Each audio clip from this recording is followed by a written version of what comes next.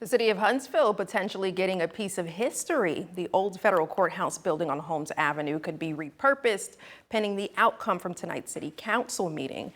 Council members actually right now are talking about it as we speak.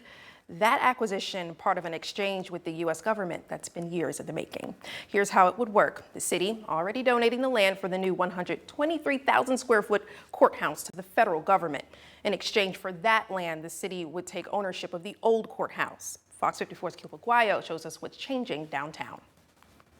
The city of Huntsville may get the old Federal Courthouse building if the City Council approves a new proposal at tonight's meeting. It would be part of a property swap with the federal government in exchange for the new U.S. Courthouse building. City officials haven't yet determined a use for the site, but they're saying they want to preserve as much of the history as possible. The exchange would involve no money. Instead, it would be a simple land trade. In a release to Fox 54, the city of Huntsville's Kelly Scrimshire said it's part of an agreement with the U.S. General Services Administration, or the GSA, to acquire the vacant courthouse. Built in 1936, it's on the National Register of Historic Places, something city officials say they want to preserve as much as they can. Mayor Tommy Battle said in a statement, "The former courthouse is an important asset for our community and the city looks forward to how it can be used in the future." He added, "It is important to the city that its future uses respect the historical integrity of the building." District 4 City Councilman Bill Kling says he's going to vote yes on the proposal, saying it's a vital part of Huntsville history and could be used for local cooperation between the city and county. I like the idea of city government and county government working together, and this would be a use that would be